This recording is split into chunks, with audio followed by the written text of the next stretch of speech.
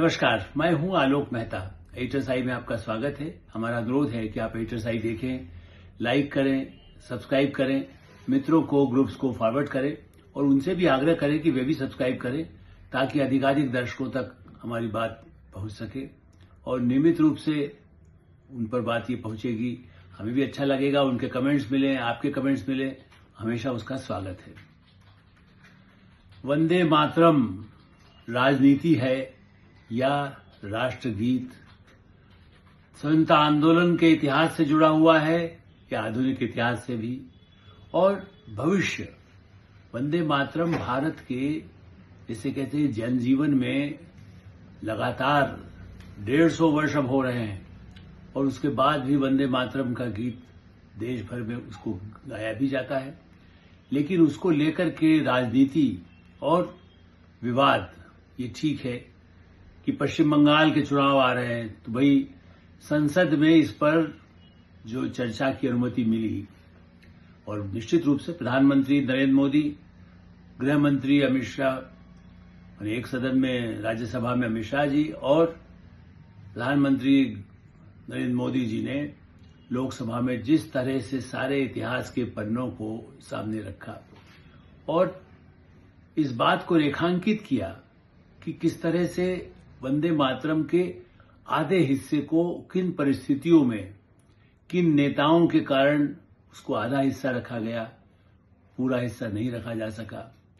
और कांग्रेस के नेता, उनकी अपनी आपत्तियां, वो अपना दावा करते रहे कि नहीं, उसके क्या कारण थे, क्या आवश्यकता थे। और महात्मा गांधी, रविन्द्रनाथ टैगोर, बंकिम चंद्र चट्टोपाध्याय, बंकिम चंद्र चट्टोपाध्याय और उनका लिखा हुआ गीत, उसको लेकर के सारे माने हमारे संविधान निर्माताओं ने भी चर्चा की, बल्कि स्वतंत्रता आंदोलन से पहले भी कांग्रेस पार्टी में भी कितना उसका अंश रखा जाए उस पर भी चर्चा हुई। इस दृष्टि से वर्तमान संदर्भ में यदि चुनाव तो कभी भी होते रहते हैं, बिहार में चुनाव था तो क्या डॉक्टर एन बाबू की बात नहीं करेंगे?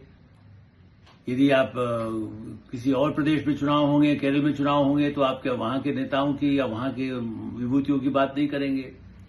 तो ये एक बहुत हास्यास्पद सा तर्क यदि मैं मानता हूं, जिसमें खास करके जब 150 वर्ष हुआ, डाक टिकट जारी हुआ, नवंबर के प्रारंभ में देश भर में उसके विभिन्न कार्यक्रम आयोजित हुए, उस पर संसद में चर्चा होना तो बहुत ही उचित है। लेकिन उस पर यह गर्मा गर्मी होना कि ये गीत ठीक नहीं है, ये कांग्रेस की आपत्तियां, ये बहुत ही दुर्भाग्यपूर्ण मुझे लगी। और इसीलिए मैंने कहा कि इस पर राजनीति, और कांग्रेस नहीं, कई और पार्टी भी, सबको लगता है कि कहीं इसका फायदा तो नहीं उठा रहे हैं, या वंदे मातरम में हिंदू भावना कहां है।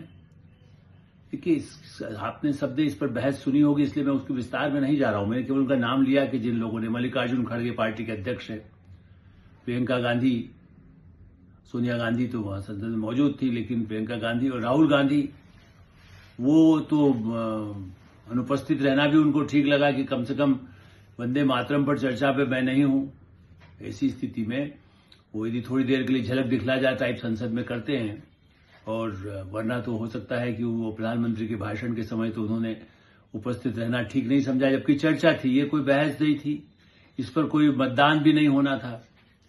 लेकिन इसे राजनीति का हिस्सा समझा जाना ये इसलिए दुर्भाग्यपूर्ण है। टैगोर सबके हैं, बंकिम चंद्र चट्टोपाध्याय सबके हैं, महात्मा गांधी सबके हैं, देश में जो प्रधानमंत्री हुए वो भी सभी के प्रधानमंत्री रहे, नेहरू से लेकर नरेंद्र मोदी तक। इसलिए आप उनसे मतभिन्नताओं पर, तो स्वतंत्रता आंदोलन से पहले कांग्रेस में भी तो सुभाष चंद्र बोस के रहते हुए भी विवाद हुए, पार्टी को अलग अलग टुकड़ों में गरम दल नरम दल तक हुआ, लोकमान्य तिलक के समय से ये स्थितियां रही हैं। तो हम लोग इसके पक्ष में है कि आप उस पर चर्चा करें, लेकिन उन विभूतियों को लेकर के, और ये क्यों नहीं याद रखा जाता। अब यदि प्रधानमंत्री या भारत सरकार, मैं तो मानता हूं संसद को ये कहना चाहिए कि हाँ, पूरा गीत ही उसको बांध करके पूरे देश में वही पूरा गाया जाए। गाया भी जाता है, ऐसा नहीं है, लाखों लोग गाते हैं। जब वो कहे कि राष्ट्रीय स्वयंसेवक संघ के लोग गाते हैं, कि भारतीय जनता पार्टी गाते हैं, या कई और प्रदेशों में जहां जहां जिनकी भावनाएं हैं वो पूरा गीत यदि गाते हैं, तो उसमें तो भारत का गुणगान है, उसमें धर्म कैसे आता है। और ये माना जा सकता है कि यदि महात्मा गांधी ने आधे को यदि स्वीकार किया जैसा कांग्रेस का दावा है, तो उसमें वह परिस्थितियां, इसलिए आज मैं फिर कहूंगा, मैं कई बार लिखता बोलता रहा हूं, संविधान में परिवर्तन हो सकता है, संविधान में कितने संशोधन हो सकते हैं। तो इसीलिए मैंने गुरु गोलवलकर जी की जो बंच ऑफ थॉट्स, मतलब उनकी जो पुस्तक है, उनके जो विचार थे वो आज की परिस्थिति में हो सकता है कि उतने ठीक नहीं, इसलिए संघ उनके उन मुद्दों को नहीं ज्यादा चर्चा करता। कोई भी संगठन, कांग्रेस संगठन ने जो इतने बदलाव हुए हैं, सेवा दल में बदलाव हुए कि आज ड्रेस जो पहनते हैं राहुल गांधी, उन्होंने बदलाव हुआ, तो वंदे मातरम तो पूरा अंगीकार करने की बात करें, तोड़ने की तो बात नहीं की जा रही है। इसलिए मुझे लगता है कि ये कितनी शोभनीय बात है कि ये तेरे, ये टैगोर मेरे, ये आपके नहीं, ये गांधी मेरे, ये गांधी आपके नहीं। इस तरह से आप नई पीढ़ी को विभाजित कहां करना चाहते हैं? देश को विभाजन एक पहले हो चुका, जिसका आरोप भी लगाया गया। प्रधानमंत्री ने कहा कि यदि वंदे मातरम तोड़ना, यदि मोहम्मद अली जिन्ना जिसने पाकिस्तान बनाया उसके ही दबाव में, मैंने मुस्लिम लीग के दबाव में ही वंदे मातरम के आधे को स्वीकार किया गया, चूंकि तब अंदाज नहीं था, चूंकि ये तो विभाजन से भी 20-50 साल पहले की जिस समय ये शुरुआत हो चुकी थी, और उस समय किसी ने सोचा नहीं था कि इसी के बाद विभाजन होगा। लेकिन विभाजन की शुरुआत उसी से हुई जब मान लिया गया उनकी शर्तों को, ये कह करके कि चलिए उनको खुश रखना है। तो मैं मानता हूं, चलिए उस समय यदि महान हमारे स्वतंत्रता सेनानियों ने, महापुरुषों ने यदि उसे स्वीकार किया उस समय की परिस्थिति से, तो आज वो परिस्थिति तो नहीं है। आज तो हिंदू, मुस्लिम, सिख, ईसाई, पारसी जितने हैं भारत देश में सिख हैं, कोई राष्ट्रपति बना है, कोई प्रधानमंत्री बना है, कोई राष्ट्रपति बना है, कोई मुख्यमंत्री बना है, देश भर की संसदों में रहे हैं, संसद में रहे हैं, विधानसभाओं में रहे हैं, पंचायतों में हैं। ऐसी स्थिति में आज संविधान में भी कई संशोधन हो चुके हैं, ये कौन नहीं स्वीकार करेगा। संसद में अब तक, अभी तो न्याय संहिता बदली तो अब संशोधन किए गए, 370 खत्म किया गया। तो कोई कारण नहीं है कि वंदे मातरम को अंगीकार करने में और उस पर कोई बहस चर्चा होती, सभी एक स्वर से बोलते तो कितना अच्छा लगता। दूसरी बात, मुझे लगता है कि इसमें चाहे पक्ष में, तो उसमें भारतीय जनता पार्टी को और सभी दलों के लिए भी कहूंगा, एनडीए के सदस्यों को या जो कांग्रेस के समर्थन में है, समाजवादी हो, चाहे तृणमूल कांग्रेस हो, चाहे लेफ्ट पार्टी भी हो, उनको इसके साथ वंदे मातरम एक प्रतीक है, जिससे स्वतंत्रता आंदोलन में सब मिलकर लड़े थे। वंदे मातरम के साथ राष्ट्र में क्या पब्लिक स्कूल जो भारत सरकार की जिनको ग्रांट भी, जिनको कई सुविधाएं मिलती है, चाहे जमीन मिले, जायदाद मिले, कॉलेज है, क्यों नहीं सब जगह जनगण मन तो राष्ट्रगीत गाया ही जाता है, लेकिन वंदे मातरम भी अनिवार्य हो। एनसीसी, नेशनल कैडेट कोर, उसकी जो आयोजन होते हैं, ये नहीं है कि साहब वो चूंकि शाखा में गाया जाता था इसलिए नहीं होगा, या ये उस समय कटा था तो क्या होगा। संविधान में संशोधन हो सकता है तो सभी जगह क्यों नहीं अनिवार्य हो सकता है। सिनेमा घरों में आप तो बाहर ताले लगा दीजिए और कहिए कि नहीं, आपको इतनी देर आपको वंदे मातरम, जनगण मन सुनना है। नई पीढ़ी को राष्ट्र प्रेम की भावनाओं से जागरूक करना है तो सिनेमा घरों में गाया जाता था, कई जगह तो वो भी बंद हो गया। यहां तक कि राष्ट्रगान, जनगण मन कुछ राज्यों में आज भी है और कुछ राज्यों में नहीं है। कहा गया लोग चले जाते हैं। अरे भाई, आप यदि 2 घंटे की फिल्म देख सकते हैं तो क्या 3 मिनट के लिए एक राष्ट्रगीत के लिए अपने नहीं रुक सकते हैं, राष्ट्रगान के लिए रुक सकते हैं? नहीं। तो जो छोटी छोटी बातें हैं, मेरा ऐसा मानना है, चाहे वो स्काउट रहा हो, तो ऐसे समय में कैसे देश में सरकार से हट करके राष्ट्र भावना के आधार पर, चूंकि देखिए जैसा मैं पहले भी कहता रहा हूं कि दुनिया के देशों में जर्मन यदि वो अपने राष्ट्रगान, अपने राष्ट्रगीत के लिए, अपने संस्कृति के लिए जिस तरह से अडिग रहते हैं, यदि जापानीज अपने हिसाब से उसको मानते हैं, यहां तक कि अमेरिका तो क्या 300 साल, वो उसका तो कोई इतिहास भारत की तरह या किसी दूसरे देश की तरह भी नहीं है। वहां भी यदि कुछ उनका है तो उस अपने नेशनल एंथम को वो अपने हिसाब से उसको सभी जगह उसको स्वीकार किया जाता है, सभी उसको मानते हैं और उसी तरह से उसे आदर देते हैं। ब्रिटिश में तो आज भी मैंने किंग के नाम पर ही शपथ ली जाती है। मैंने यदि आपको नागरिकता भी है तो क्वीन रही है तो क्वीन के नाम पर होती थी शपथ। वहां तो उस तरह का कूप बंदूकता है। आप कहां उस आधुनिक कई देश बताए साथ देखिए, जर्मनी में ऐसा होता है, ब्रिटेन में ऐसा होता नहीं।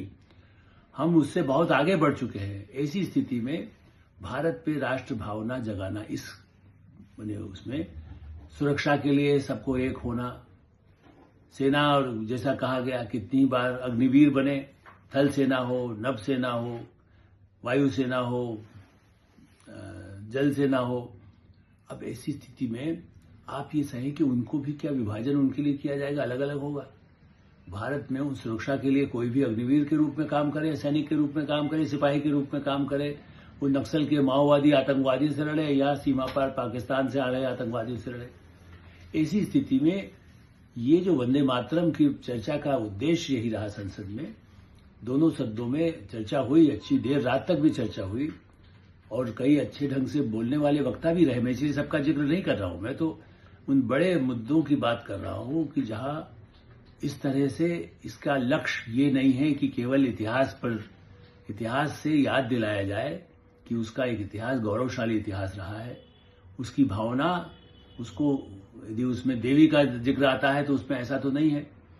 लाखों ऐसे लोग हैं जो चाहे वो हिंदू धर्म के नहीं हो तब भी वो उसे स्वीकार करते हैं, बौद्ध धर्म में हो तब भी देवी के मंदिरों में कौन नहीं जाएगा, कहां लोग आते हैं, देश नहीं दुनिया के लोग आते हैं। तो और वो भी भारत माता को देवी के रूप में यदि प्रस्तुत करके भी यदि कोई कहे तो भी क्या दिक्कत है, किसी देवता के रूप में कहे, अपने देश को जितना सम्मान दे सकते हैं।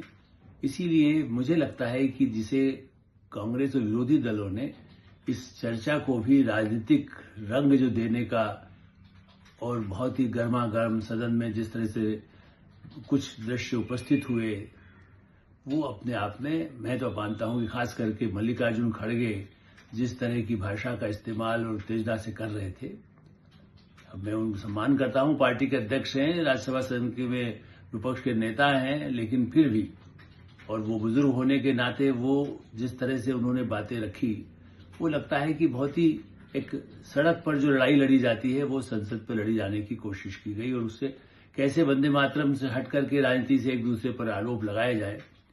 ठीक है, कांग्रेस को खिलाफ जो भी कमियां बताई गई भारतीय जनता पार्टी ने, उनके नेताओं ने, या नेहरू की गलतियां बताई गई, गिनाई गई, आप भी इनकी गलतियां गिनाने से ज्यादा बेहतर क्या ये नहीं होता कि नहीं गलतियों पर मत जाएं, आगे से हम कितना ही परिवर्तन यदि दूसरी उनकी पार्टी राहुल गांधी यदि सपना देखते हैं तो उन्होंने कांग्रेस को अभी बदलने के जो प्रयास किए हैं और बदलते रहेंगे, वो ड्रेस बदलेंगे, कुछ और कानून बदलेंगे, संविधान बदलेंगे, बदलते रहें।